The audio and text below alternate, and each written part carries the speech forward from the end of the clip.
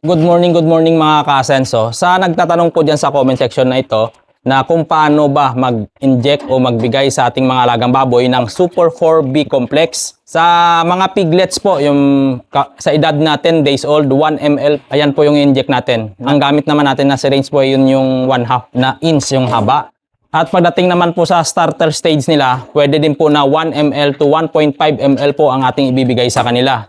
At pagdating naman sa grower stage, katulad po nito, nasa grower stage na po sila, 2 to 3 ml na po ang ibibigay natin para po yan sa kanilang muscle development at gana ng pagkain. At pagdating naman sa winning stage or finisher stage nila, 3 to 5 ml na po ang ating ibibigay para mapapanatili po natin ang kanilang sigla bago po natin sila ibenta. Sa nagtatanong naman, para naman sa gestation stage.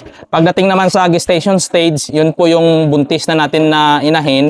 Bago po tayo magpapabarako o mag-AI, magbigay po tayo ng 5 ml. Isang beses lang po ito, kada isang linggo. O ayon po yan sa payo ng inyong veterinaryo. Pero ako po, nagbibigay po ako, pagkatapos po magwalay, bago maglandi, nag-i-inject po ako ng 5 ml. Yun lang po, once lang po ako nag-i-inject. At pagdating naman sa kanilang farrowing stage naman, yung after manganak, mag-inject din po tayo ng 5 ml sa ating sauna bagong panganak. Paalala lang po siguraduhin na basahin po natin ang label ng box ng Super 4 bago po tayo mag-inject. Laging gumamit po ng tamang size ng karayom at kumonsulta sa inyong veterinaryo po para hindi po tayo magkamali. At base din po yan sa sintomas ang pagbibigay ng gamot at dosage nito. Ayan po yung mga nasa gestation at sa farrowing naman ay nasa ibabaw, yun yung mga nanganganak.